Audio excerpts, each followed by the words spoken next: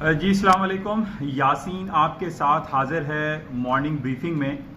आज इस हफ्ते का पहला वर्किंग डे है और 2 सितंबर है।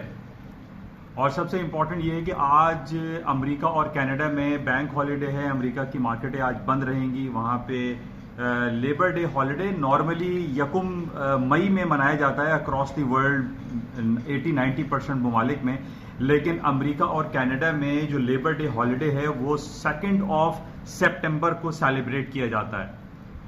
तो बहरहाल आज वहाँ की अमेरिका की मार्केटें और बैंक हॉलिडे रहेगा, जिसकी वजह से हम ये देख रहे हैं कि थोड़ा सा वॉल्यूम जो है, नॉर्मली हमने ये देखा है कि अमेरिका की जब मार्केटें बंद रहती हैं तो वॉल्यूम मैटर करता है, वॉल्यूम कम रहता है। लेकिन आज सुबह से जो हम मार्केटें देख रहे हैं कि वो एक तो सारी डाउन साइड पे खुली, माइनस में खुली और तकरीबन 1 से 2% मार्केटें डाउन साइड पे खुली अर्ली मॉर्निंग 3 बजे जो मार्केटें ओपन होती हैं। और उसकी वजह वही जो पिछले तकरीबन 1.5-2 महीने से हम देख रहे हैं कि ट्रंप साहब की तरफ से ट्वीट आ जाती है और वो कहते हैं कि जनाब वो अमेरिका तमाम अपनी कंपनियों को ख़त्म कर दे चाइना से और तमाम बोरिया बिस्तरा बांध करके वापस आ जाए। और कभी वो कहते हैं कि वो $300 बिलियन की इंपोर्ट्स पे टैक्सेस लगा रहे हैं चाइना के ऊपर, कभी वो 200 पे लगाते हैं। कल यानी वीकेंड पे ताज़ा तरीन ये था कि वो $110 बिलियन की जो इंपोर्ट्स हैं चाइना की अमेरिका के अंदर, उसके ऊपर उन्होंने 15% टैक्सेस टैरिफ लगा दिया।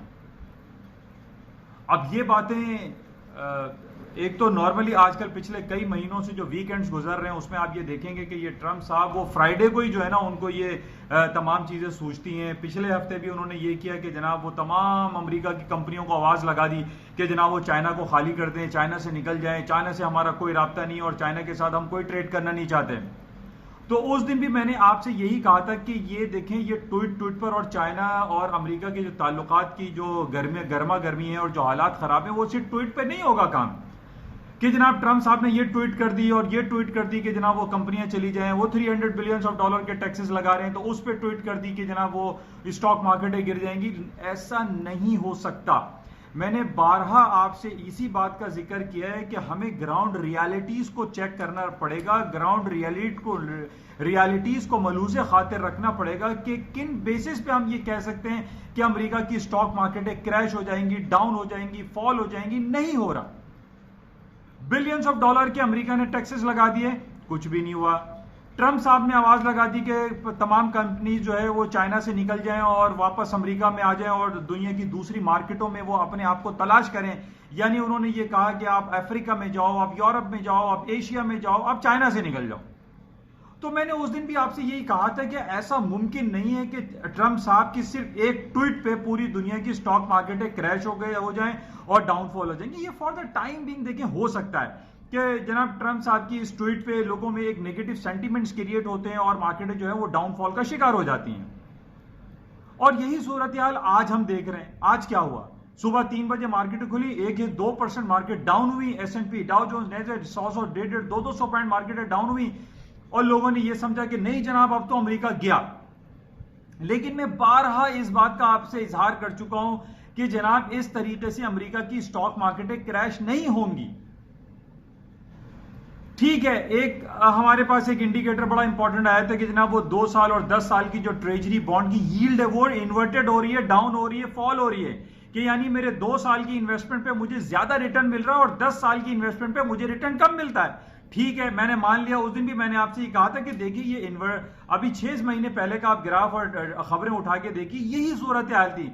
वो 10 साल और 30 साल के ट्रेजरी बॉन्ड के ऊपर ये कहानी चलाई थी कि जनाब वो इन्वर्टेड कर्व यील्ड बन रही है और अमेरिका की स्टॉक मार्केटें गिर जाएंगी। मैंने उस वक्त भी कहा था देखिए ऐसा मुमकिन है नहीं कि सिर्फ हम एक इंडिकेटर को लेकर ये कहें कि अमेरिका की स्टॉक मार्केटें क्रैश हो जाएंगी।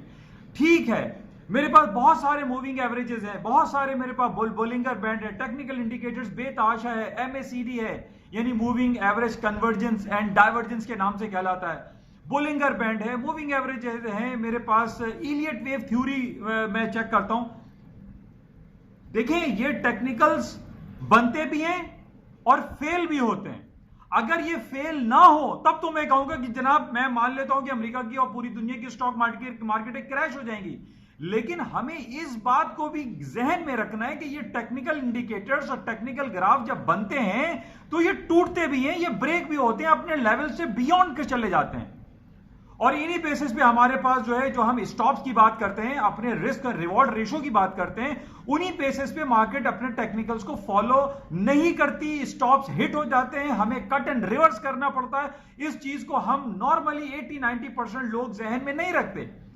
वो असल में यहां से जो मेंटल लेवल है ना, वो मेंटली हमारा जो नर्वस सिस्टम है वो इस चीज को एक्सेप्ट नहीं कर रहा है कि जनाब मार्केट 80 आरएसआई पे या 100 आरएसआई पे खड़ी हुई है, या मूविंग एवरेज जो है वो 100 डेज के मूविंग एवरेज पे मार्केट उसको टच कर रही है, नहीं तो then the market will come down. नहीं हो रहा, मार्केट नहीं गिर रही, टेक्निकल लेवल बनते भी हैं, वो फॉलो भी करते हैं, बाद वक्त वो अच्छे रिजल्ट, प्रोडक्टिव रिजल्ट्स प्रोड्यूस करते हैं, लेकिन अक्सर ऐसा होता है कि वो लेवल टूट जाते हैं। तो आपको साइकोलॉजिकली उन लेवल से बियॉन्ड निकलना पड़ता है, अपने आप को, जहन को तब्दील करना पड़ेगा कि भाई अभी सेलिंग नहीं आई है, मार्केट में अभी भी बाइंग है। आज सुबह से यही हुआ, पिछले 4-6 हफ्तों से मैं आपसे इसी बात का जिक्र कर रहा हूं कि जनाब अमेरिका के ट्रंप साहब ट्वीट खेल रहे हैं, और ट्वीट पे जो है वो पूरी दुनिया को पहले गिराते हैं और फिर ऊपर चढ़ा देते हैं। आज सुबह क्या हुआ, 3 बजे मार्केटें खुली, हालांकि आज अमेरिका की मार्केटें बंद है, कनाडा की मार्केटें बंद है, लेबर डे हॉलिडे वहां पे चल रहा है, ये जहन में था कि भाई आज वॉल्यूम कम रहेगा अर्ली मॉर्निंग में, लेकिन नहीं हुआ। मार्केटें 3 बजे खुली, सारी डाउनफॉल हो गई, बिल्कुल जैसे लगता है बाल्टी में से पूरा पानी निकाल के फेंक दिया हो, पूरी मार्केटें गिर गई, फॉल डाउन हो गई। अभी क्या है, अभी यूरोप की मार्केटें खुली हैं, सारी रिकवर हो रही हैं, ऊपर की तरफ जा रही हैं। ये क्या 1 घंटे में अमेरिका की इकोनॉमी नीचे जाती है और अगले घंटे सही हो जाती है? नहीं, ऐसा असल में मैं आपको यही बता रहा हूं कि ये घंटे की इकोनॉमी नहीं है। स्लैंग वर्ड में हम कहते हैं कि अमेरिका की इकोनॉमी है, घंटे की इकोनॉमी है जनाब। 1 घंटे में नीचे, दूसरे घंटे में ऊपर, कोई अच्छी खबर आ गई तो ऊपर, बैड खबर आ गई। देखें, हमें उसके इकोनॉमिक इंडिकेटर्स को देखना है, हमें उसके वाइटल साइंस को देखना है, हमें यह देखना है कि अमेरिका के जो डिफरेंट स्टैटिस्टिकल ब्यूरोज हैं, वो जिनका काम है कि वो एक एक पॉइंट को, एक एक लेवल को आपको प्रोड्यूस करते हैं, दिखाते हैं, बताते हैं कि उनका जनाब ट्रेड बैलेंस क्या है, उनकी इंपोर्ट एक्सपोर्ट क्या है, उनका इंपोर्ट टू जीडीपी रेशियो क्या है, उनका एक्सपोर्ट टू जीडीपी रेशियो क्या है, उनका ओवरऑल ग्रोथ रेशियो क्या है, उनके जीडीपी की ग्रोथ कितनी हो रही है, उनका इंडस्ट्रियल प्रोडक्शन कितना है, उनका प्रोड्यूसर प्राइस इंडेक्स क्या है, उनका कैपेसिटी यूटिलाइजेशन, उनकी यानी बेतहाशा इकोनॉमिक इंडिकेटर्स में आपसे काफी अरसे से बयान कर रहा हूं कि जनाब वो सारे वाइटल साइंस पॉजिटिव हैं। अब इस वाइटल साइंस के अलावा आप ले लीजिए अमेरिका की 3 बड़ी कंपनीज, मैं बार बार आपको याद दिलाता हूं इसलिए, एप्पल, अल्फाबेट, गूगल, अमेजॉन, ये 3 तो ट्रिपल है। उसके बाद माइक्रोसॉफ्ट, मोबिल, एक्सॉन, फेसबुक, यानी अब मैं कितने गिनाऊं कि इतनी कंपनी जो कि $1 ट्रिलियन कंपनीज हो चुकी हैं। यानी 1000 बिलियन का 1 ट्रिलियन होता है, यानी ये 5-6 कंपनीज ऐसी हैं जो कि तकरीबन 7-8 हजार बिलियन डॉलर के फंड को मैनेज करती हैं, और इन तमाम की रिपोर्टें प्लस हैं, कहीं कोई खराब मुझे दिखाइए आप। फॉर द टाइम बीइंग एक पिछले दिनों खबर आई थी कि जनाब जेफरी बेजोस जो कि Amazon.com का CEO है, मालिक भी है, उसने $1.8 बिलियन की जो है ना अपने स्टॉक्स को लिक्विड किया था, बेच दिया था, सेल कर दिया था। उस वक्त भी ये खबर आ रही जनाब वो तो उसने सेंटिमेंट्स जो है वो सेलिंग के आ गए और जेफरी बेजोस ने अपना माल बेचना शुरू कर दिया। मैंने उस वक्त भी आपसे यही कहा था, देखिए हम सिर्फ जेफरी बेजोस या किसी एक कंपनी को लेके नहीं चल सकते, हमें अमेरिका की एज अ होल इकोनॉमी को चेक करना है। अमेरिका की एज अ होल इकोनॉमी बहुत पॉजिटिव है, बहुत प्लस में है। कल आप ट्रंप की ट्वीट ये भी पढ़ लीजिए, ट्रंप ने ये कहा है कि अमेरिका की इकोनॉमी को अगर मसला है तो वो अमेरिका के फेडरल रिजर्व बैंक से है, और वो कंपनीज हैं जो कि बैड रिजल्ट प्रोड्यूस कर रही हैं, वो प्रोड्यूस अच्छा नहीं कर रही हैं। यानी बहुत सारी छोटी मोटी कंपनीज हैं जो कि S&P 500 में आती हैं, स्टैंडर्ड एंड पुअर्स 500 में, उसमें कुछ छोटी कंपनीज भी हैं जो कि रिजल्ट अच्छा प्रोड्यूस नहीं कर रही हैं। उन्होंने ये कहा है कि बैड कंपनीज और फेडरल रिजर्व से तो उनको लगता है कि 36 का आंकड़ा है, उनको बहुत फड्डा है कि जनाब Jerome Powell is my wrong choice, उसने इंटरेस्ट रेट कट क्यों नहीं किया, इसका बड़ा फड्डा है। बहरहाल ये सितंबर शुरू हो गया है, अभी 18 सितंबर को इनका इंटरेस्ट रेट की मीटिंग का रिजल्ट भी है, उसमें कहा जा रहा है कि इंटरेस्ट रेट ट्रंप साहब कह रहे हैं कि 1% रिड्यूस करो, 1% इट मस्ट बी रिड्यूस। लेकिन 1% बहुत होता है, मार्केट में तो भूचाल मच जाएगा। लेकिन कोई भरोसा नहीं है, ट्रंप साहब कुछ भी कर सकते हैं।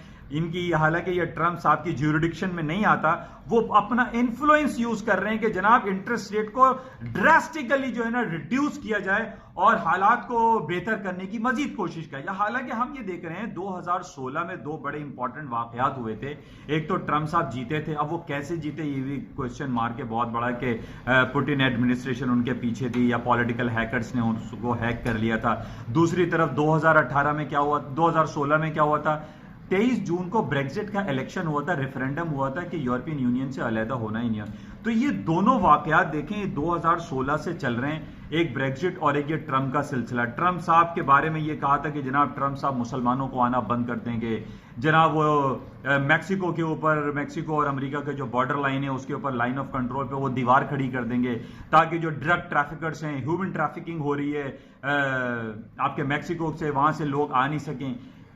उस वक्त से बेतहाशा मार्केट में ये सेंटिमेंट्स बने हुए थे कि मार्केट गिर जाएगी, फॉल हो जाएगी, स्टॉक मार्केट क्रैश हो जाएंगी, लेकिन ऐसा नहीं हुआ। अमेरिका की स्टॉक मार्केट डेली बेसिस पे बढ़ती चली जा रही हैं। आप उठा के देख लीजिए मंथली, अभी ये पहला दिन शुरू हुआ है, मंथली ग्राफ पे आप उठा के देखिए मार्केटें हायर साइड पे हैं। टेक्निकली अपने सैचुरेशन लेवल पे हम कह सकते हैं कि ये है, लेकिन मार्केटें नहीं गिर रही हैं। मार्केटें इन लेवल्स पे, इन बातों पे नहीं गिरेगी। देखिए बातों से कुछ नहीं होता, कुछ काम करना पड़ता है, वो एक मिसाल है। तो बहरहाल आज अमेरिका की स्टॉक मार्केट हम देख रहे हैं दोबारा से हायर साइड पे जा रही है, लेकिन आज अमेरिका की मार्केट है और कनाडा की मार्केटें बंद रहेंगी। मार्केट में वॉल्यूम कम रहेगा, लेकिन लेस वॉल्यूम में वन साइड ट्रैफिक भी हो सकता है। मार्केटें अपने नए हाइज बना सकती हैं, इसको हमें बहुत ज्यादा क्लोजली देखना पड़ेगा। बहरहाल इसके साथ ही जो हमारे पास डिफरेंट जो रिपोर्ट्स हैं अमेरिका और चाइना के हवाले से, मैंने आपसे पहले भी कहा था कि देखिए चाइना के पास 3 तो इंपॉर्टेंट बुनियादी रूल्स उसके पास मौजूद हैं, यानी अपनी एक्सचेंज रेट को वो वीक कर दे, अपने करेंसी, अपने इंटरेस्ट रेट को डिक्लाइन कर दे, और उसके बाद जो रेयर अर्थ के हवाले से नायाब धातें हैं उसको वो अगर बेचना बंद कर दे तो अमेरिका वैसे ही खत्म हो जाएगा। और इसके अलावा आप कोई भी चीज उठा के देख लीजिए, देखिए मेरे हाथ में ये पेन है, इसके ऊपर भी कहीं ना कहीं मेड इन चाइना लिखा हुआ होगा। ये पेंसिल मेरे हाथ में मेड इन चाइना, ये मैं मोबाइल इस्तेमाल कर रहा हूं, ये यानी कौन सी ऐसी चीज है, आप अपने दाएं बाएं देखिए हर चीज पे मेड इन चाइना लिखा हुआ है। अमेरिका से कोई आपके घर में कोई गेस्ट आता है, वो जो गिफ्ट लेकर आता है वो भी मेड इन चाइना है। 80% अमेरिका यरगमाल बन चुका है, हाईजैक हो चुका है, वो चाइना की इंपोर्ट की हुई चीजों के बगैर जिंदा नहीं है। मैंने आपसे पहले भी ये कहा था कि अगर अमेरिका ये कहता है कि जनाब हम चाइना से कुछ चीजें लेना बंद कर देंगे, अपनी कंपनियों को बंद कर देंगे, ये मुमकिन नहीं है। अमेरिका बगैर चाइना के मर जाएगा। तो इसलिए ये जो ट्वीट चल रही है, जो खबरें चल रही हैं, इन पे कुछ नहीं होने वाला। इसके अलावा दूसरी तरफ हम देख रहे हैं कि तकरीबन 70% जो फार्म प्रोडक्ट्स हैं, सोयाबीन, व्हीट, कॉर्न, कॉटन, आटा, दाल, चावल, ये सारा चाइना खरीदता है किससे? अमेरिका से। अमेरिका फार्म प्रोडक्ट में खुद कफालत रखता है, उसके पास बेतहाशा फार्म प्रोडक्ट्स हैं। अब ये दोनों ममालिक एक दूसरे के लिए लाजिम व मलजूम हैं। ये नहीं हो सकता कि एक ट्वीट पे जनाब वो ट्रंप साहब ने ये कह दिया। अब देखिए एक बात मैं आपको बताऊं, ये ट्वीट का खेल सिर्फ ट्रंप साहब करते हैं, वहां जी जिनपिंग तो नहीं करते। क्योंकि देखिए मैं आपसे पहले भी कह चुका हूं, दुनिया में जिसके पास सबसे ज्यादा चीज होती है ना, वो उससे खेलता है, वो खिलवाड़ करता है। कराची स्टॉक चेंज में अगर कोई बड़े बड़े ब्रोकर्स हैं, उनके पास फंड बेतहाशा है, तो वो अपने फंड से स्टॉक मार्केट को मोनोपोलाइज करते हैं। अमेरिका के पास सबसे ज्यादा चीज क्या है? आप बताएं क्या चीज सबसे ज्यादा है? अमेरिका के पास सबसे ज्यादा जो चीज है वो उसकी पॉपुलेशन है, वो उसकी आबादी है। वो अपनी आबादी से पूरी दुनिया को कंट्रोल कर रहा है। अमेरिका के पास अगर 50 करोड़ की आबादी है तो उसकी 2 अरब से ज्यादा आबादी गुजर चुकी है। तो उसकी पॉपुलेशन इतनी ज्यादा है कि आप उससे फाइट नहीं कर सकते। अगर हम नॉर्मली देखें, अगर हम एनालाइज करें, तो हम ये पाएंगे, हम ये जान जाएंगे कि अमेरिका को तकलीफ है चाइना से, चाइना को कोई तकलीफ नहीं है। इस चीज़ को बहरहाल और भी हम बातों में बताते रहेंगे, बहुत ज़्यादा लंबी स्पीच हो जाएगी। तो बहरहाल मेरा मुख्तसर कहने का यह है कि अमेरिका टेंशन में है, चाइना टेंशन में नहीं है। चाइना अपना, अभी सिर्फ मेरे पास जो ताज़ा तरीन रिपोर्ट है कि चाइना ने 11 साल 12 साल के हाईएस्ट लेवल पे अपने चाइनीज युआन को लेकर चला गया। चाइनीज युआन का एक 0.1 को भी अगर वो ऊपर लेकर जाएगा ना, तो वो अपनी ये $300 बिलियन की जो टैक्सेस चाइना अमेरिका लगाता है वो वैसे ही रिकवर कर लेगा। चाइना को कोई टेंशन नहीं है।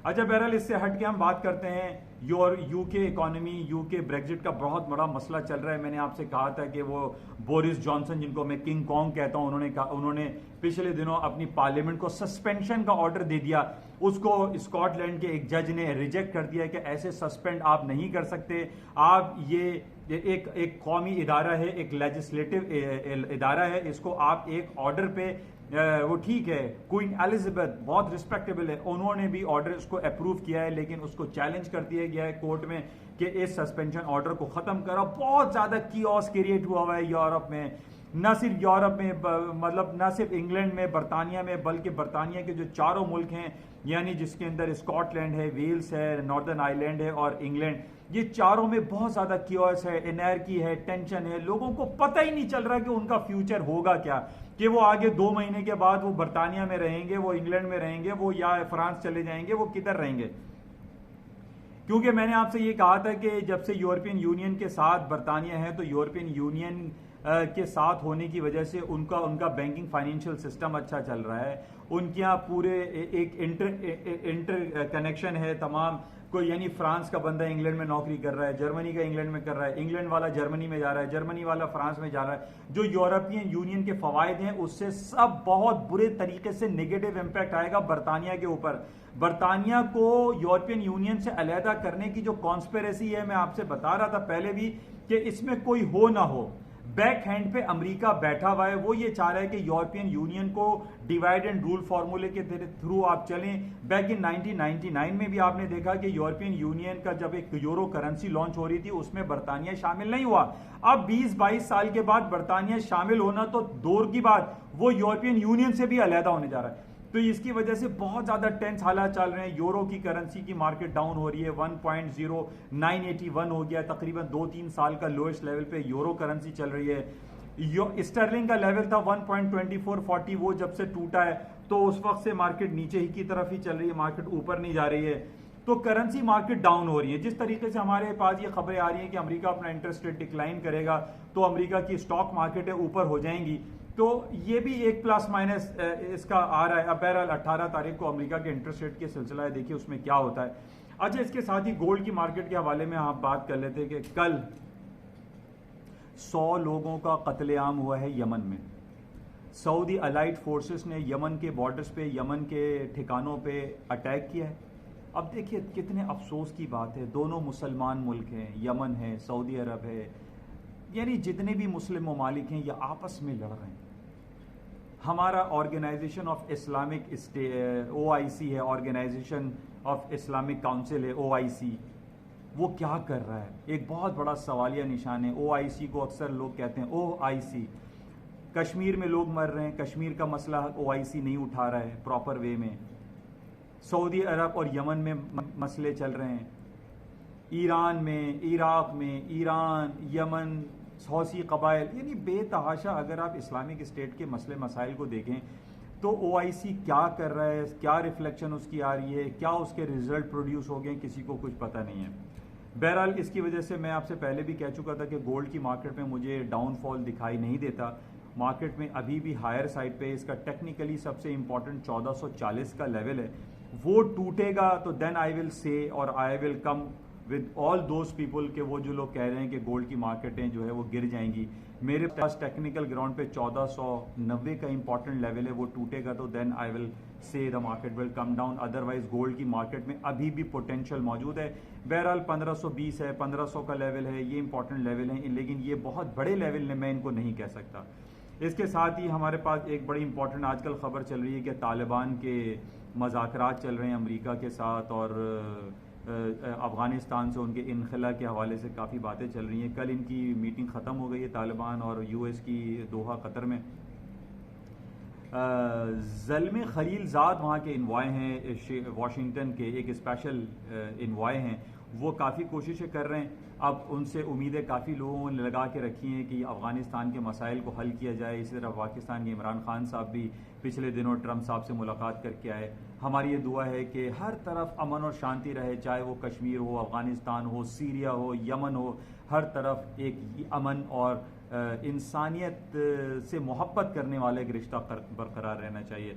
बहरहाल इसके अलावा ऑयल की मार्केट के हवाले से जो हरिकेन डोरियान जो कि भमास फ्लोरिडा के पास हिट हो चुका है, काफ़ी उसकी निगेटिविटी है। अगर वो साउथ कैरोलिना, नॉर्थ कैरोलिना और दूसरे इलाकों में अगर वो हिट होता है तो वो बहुत ज़्यादा नेगेटिव हो जाएगा और तेल की मार्केटें बहुत ऊपर जा सकती हैं, क्योंकि ये कोस्टल बेल्ट है। यहाँ पर अगर कुछ बहुत ज़्यादा ये हरिकेन ने डिस्टर्ब किया तो मार्केटें हायर साइड पे जा सकती हैं। और इसके अलावा जो पिछले दिनों जो ईरान का एक जहाज़ स्ट्रेट ऑफ गिब्राल्टर पर पकड़ा गया था, उसको ब्लैकलिस्ट करार दे दिया गया अमेरिका की तरफ से, जिसके बारे में ये कहा जा रहा है कि तेल की कीमतों में इजाफा हो सकता है। बहरहाल ये थोड़ी देर की स्पीच आपके साथ होती है कुछ एक मार्केट के हवाले से कि क्या मार्केट में चल रहा है और क्या कुछ हो सकता है और क्या कुछ होने वाला है। तो बहरहाल मैं उम्मीद करता हूं कि आप इसको लाइक करेंगे और इस चीज़ को पसंद करेंगे, चूँकि उर्दू ज़बान में, और इसको आप कोशिश कीजिए कि इस यूट्यूब चैनल के जो सिलसिला है इसको आप ज़्यादा से ज़्यादा फैलाएं, सब्सक्राइब करें, लाइक करें, शेयर करें। इंशाल्लाह आपके साथ रब्ता रहेगा। बस चलते हुए मैं आपसे ये कहूँगा कि आज अमेरिका में बैंक हॉलीडे है, वहाँ पे कनाडा और अमेरिका की मार्केटें आज बंद रहेंगी, वहाँ बैंक हॉलीडे है, labour day holiday. Thank you.